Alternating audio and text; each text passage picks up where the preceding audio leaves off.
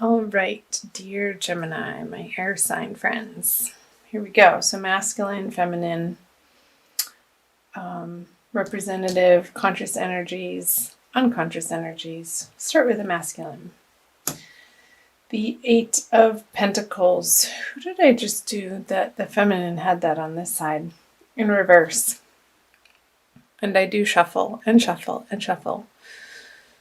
So the masculine could be feeling in the middle of March that he's a little bit tired of his grind, not feeling inspired in his work or what he's been aiming toward. And I feel like there's a little bit, this is causing a little bit of a reevaluation in what he's producing and putting forth, and if it's still a right fit moving forward for him. I know this is a love reading and I'll tie it in, but that's the message that's coming through on that one. Let's see, the feminine is the Hermit in reverse. So she's looking away from the masculine in this card. It is a major arcana card, so a much bigger energy for the feminine than the masculine. Minor arcana, Eight of Pentacles. I'm feeling if the feminine Geminis have gone on an inner journey and in the past and in the month of March feel like they need to move out more outward into the outer world, more so than they have in a while, whether that be socially or career-wise with friends and family, in outer relationships, maybe some traveling, not spending as much time at home for the feminine. So let's see what the under the surface, beneath the surface. Yeah, traveling. So I feel that the feminine is wanting to start planning for new journeys coming up here in the spring if you're in the northern hemisphere, or if you're in the southern hemisphere preparing to move into the colder winter season, depending on where you are in the world. I know I have viewers from all over the world. It's fascinating and lovely. So welcome again, wherever you're viewing from. Do you want to take some sort of last minute trip? And I don't feel like this is, if you are in coupledom with the masculine, I feel like these two cards are both moving away from the masculine energy. So I feel like while he's over here dealing with what he needs to deal with in his financial career world, this is allowing you the space and the freedom to get some short journeys. I don't feel like they're long journeys. I feel like they're quick, short trips. Maybe in your region, and not necessarily, I don't feel like you're getting on a plane going anywhere. It's more by ground transportation, or maybe even a boat, to explore and to put forth into the world, feminine, what you've discovered about yourself. And even though they are swords, I'm getting more of an emotional sense, a softer place, offering yourself to the world from a heart-centered space, but vocalizing it through your vocal cords and your voice and the spoken word, maybe the written word. Maybe that's the way that you're journeying.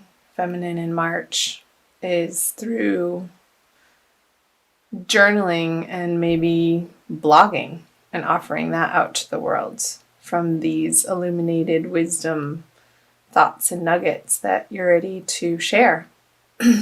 Interesting message. Anyway, let me know in the comment section below. Those of you, sorry, I keep clearing my throat. I'm getting over something. Yeah, for those of you that's speaking to, let me know down below in the comment section. So back to the masculine. He, in his subconscious energies, he feels like there's more. There's more that he could be doing. There's more that he could be being. there's a more solid sense of structure that he wants to be living his everyday life from. And he wants to be coming from a place of inspiration. And that's what's driving this, I want to say, dissatisfaction for his current either career or work situation, or the way that he provides for himself and his loved ones. That there's a reevaluation and this burning desire in him and seeking of that which he feels excited about again, and only wanting to take action and spend time and energy in the directions that are fun, honestly, that he enjoys. So I feel like this is, in March, undergoing a transformational process for the masculine. Let's see what the conscious energies are. Yeah, he wants to feel like he has enough abundance in his life to be able to share in ways that aren't stressful for him, but joyful, and that his cup overfloweth, so that he knows that he's coming from a place of inner joy and inner stability, so that when he goes out into the world, he's carrying with him a sense of confidence and knowingness that all is all right. And that he can be of service in ways that feel good and make correct choices in that way, in those ways for himself.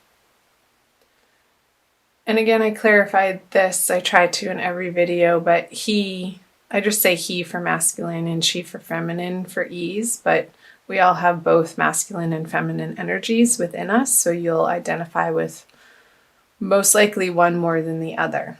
So the feminine, interesting. Is that Sagittarius? Or it was Aries, that the feminine Aries had this card in the upright position right in that spot a couple of readings ago that I recorded. So the Devil in reverse, for the feminine,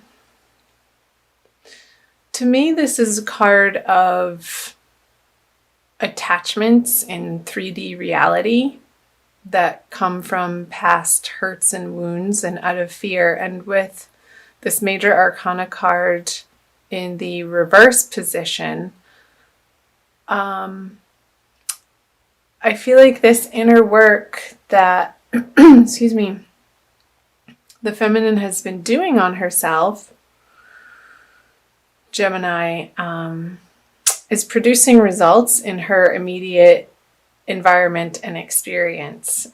And this very well can relate to the masculine in a way that she's understanding that two people have to stand on their own two solid feet to be able to come together in a healthy relationship with healthy structure and boundaries.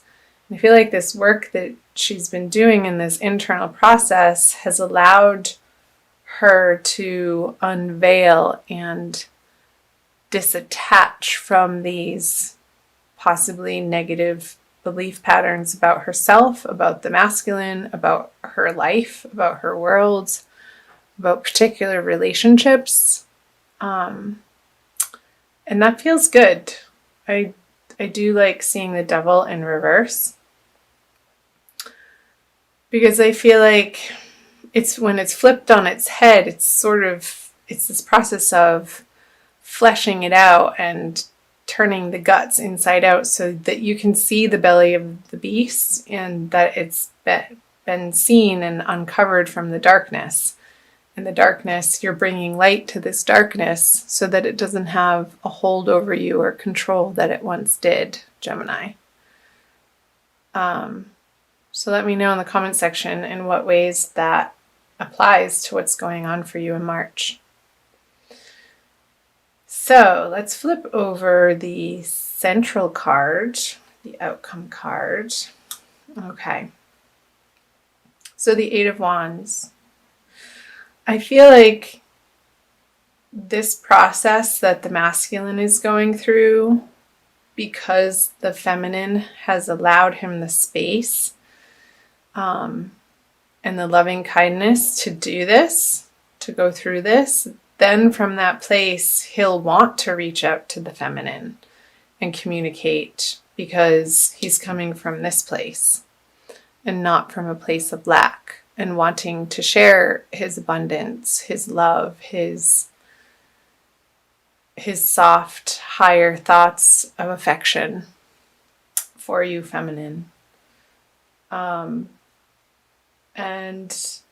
I feel like they'll be well received by the feminine and welcome messages.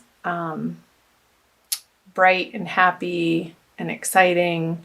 I feel like he may have some news to share with the feminine from a passionate place, maybe a new plan that he's excited about that he wants to share with you, a new business endeavor or a new career offer, a job position that he's been working towards that lights him up in a way that his current situation or environment he's just worn out from. And this will propel him into this energy and be effusive enough to want to share. So the feminine, you guys, can be a receptacle to that communication and share in that joy with one another. And I feel like this energy is coming up more for the end of the month. So be curious to see what your April Divine Love reading says about that too, since I am recording this about the middle of March for you guys. I also want to pull a Kuan Yin Oracle, Blessings, Guidance, and Enlightenment from the Divine Feminine by Alana Fairchild. It's a new deck of mine that just wanted to come out and play for you. And I always like the Oracle cards because I feel like they play off the energies that I was picking up on from the tarot. And it usually solidifies the message for you guys, or reconfirms it and affirms a particular message that either needs to be reiterated or just affirmed, I guess. So let's do this. Pretty. She's holding a lotus flower.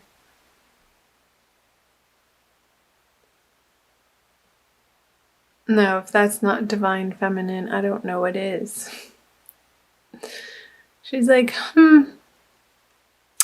yes, look at my transformation. She's humble though, but also reverent of the work she's done. And it's so pure, the flower that she's holding. It's illuminated in its own right. And she's taking part ownership for that.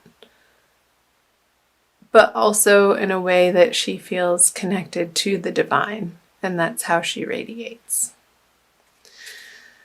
Nectar of the Lotus. Your devotion to helping others has the effect of squeezing the heart chakra of the Divine Mother. From her heart drips nectar, sweet, sustaining, life-affirming energies that feeds you and allows you to nourish many souls. When you are full, well, and vital, you are able to nourish others. Wasn't that the message coming through from the masculine when his cup is overfloweth? It's just a natural desire and effect that it bubbles over into other people and other relationships outside of himself. You are guided to receive your fill now for your own benefit and the benefit of all.